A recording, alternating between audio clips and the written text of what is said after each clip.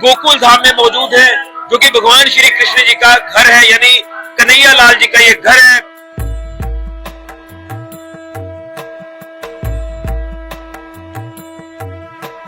यहाँ से भगवान 60 वर्ष लीला किया, बाद में वृंदावन में रास लीला किया, गोवर्धन में पर्वत को उठाया और नंदगांव बरसाने में होली खेली। 12 साल की उम्र में कंस का वध किया। भगवान ने पूतना मारा, बकासुर मारा, मिट्टी खाया, रास किया, गौ चराया, घर घर माखन चोरी किया। यहाँ की वृक्ष की रज में भगवान लेटे हैं। यहाँ ये 84 खंबे लगे हैं। ये कोई रानी राजा महाजनों ने नहीं बनाया, स्वयं विश्वकर्मा ने बनाया।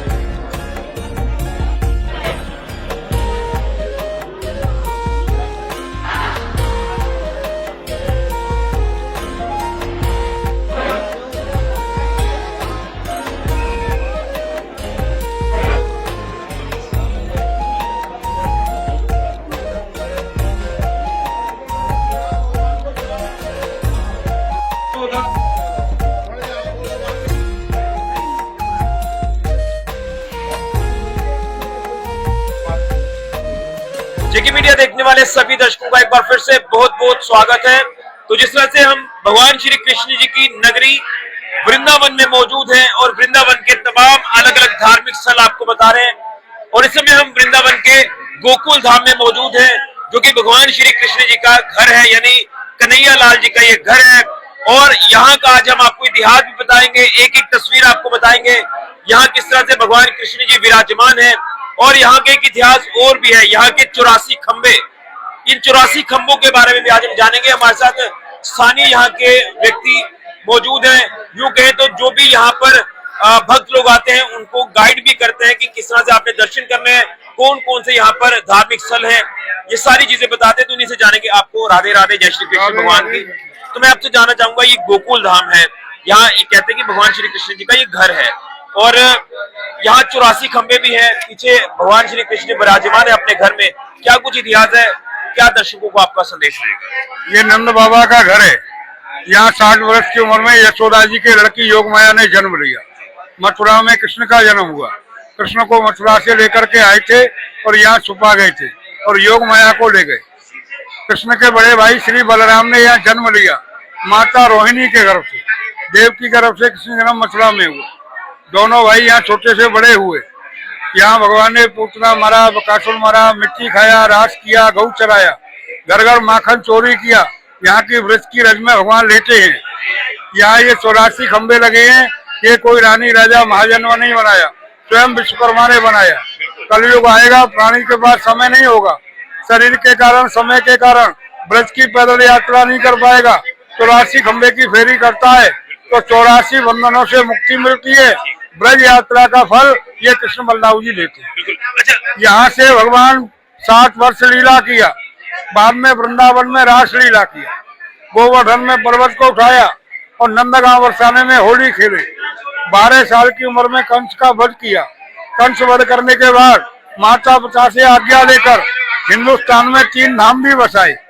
पहला धाम इनका गुजरात में द्वारका, दूसरा धाम उड़ीसा में पुरी जगन्नाथ, और लास्ट धाम इनका उत्तराखंड में बद्रीनाथ। ये 3 धाम की उत्पत्ति की जगह है।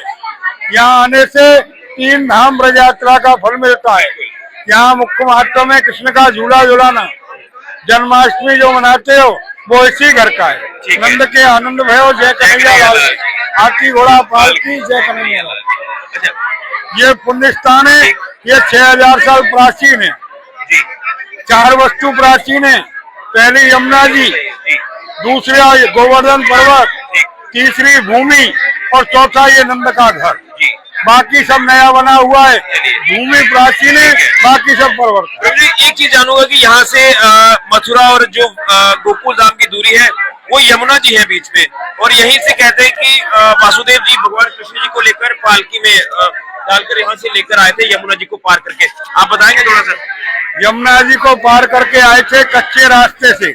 अगर मैं रोड के रास्ते से जाऊंगा, पहले यमुना जी पर पुल नहीं थे, तो यमुना जी को पार करके भगवान के पिता वसुदेव जी यमुना को जंगल के किनारे किनारे लेकर के आए। कोई पहरेदार जगह पकड़ लेगा। यमुना जी ने 60,000 वर्ष तप किया, भगवान का चरण छूने के बाद यहाँ रास्ता दिया और गोकुल में भगवान को छुपा गए। तो एक चीज और जानूंगा आपसे कि यहाँ पर कहते हैं कि जो भी आता है तो उनकी मनोकामनाएं पूर्ण होती है, तो क्या संदेश आपका तमाम भक्तों को, भगवान श्री कृष्ण जी के भक्तों को रहेगा? भक्तों की पुकार सुनिए। भगवान ने यहाँ गोपियों के घर घर में माखन चोरी किया है। यहाँ आने से प्राणी का 84 बंधन कट जाता है और मन की इच्छा को भगवान 11 महीना में पूरा करते हैं। ठीक है। बलदेव जी की वाणी, आधा दूध में आधा पानी, दूध का दूध और पानी का पानी। चलिए, बहुत बहुत आपका धन्यवाद। आपने बड़ी एक जरूरी बातें जो बताई हैं और गोकुल धाम के बारे में आपने बताया, आपका बहुत बहुत धन्यवाद। तो ये थे हमारे साथ यहाँ के गोकुल वासी जो पूरा विस्तार से बता रहे थे, तो मैं आपको आगे से दर्शन कराऊंगा। ये वो दर्शन है भगवान श्री कृष्ण जी के जो अपने घर में विराजमान है।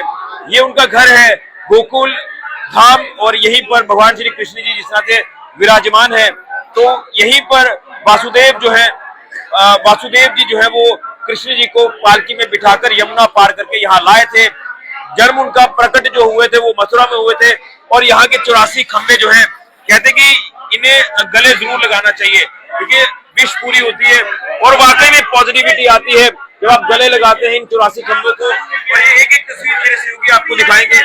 पूरे के पूरे जो 84 खंबे हैं, इनकी गिनती आप जो वो नहीं कर पाएंगे, लेकिन आपको ये पूरे के पूरे खंबे जो है वो साक्षात दिखाई दे रहे हैं, जो उस समय के बने हुए हैं, जो कि भगवान विश्वकर्मा ने खुद बनाए थे। तो आप अंदाजा लगा सकते हैं कि सनातन में कितनी शक्ति है, सनातन कितना खूबसूरत है और आपको समझना होगा सनातन। बस समझने की देरी है, जब आप समझेंगे तो आपको साक्षात भगवान के दर्शन होंगे।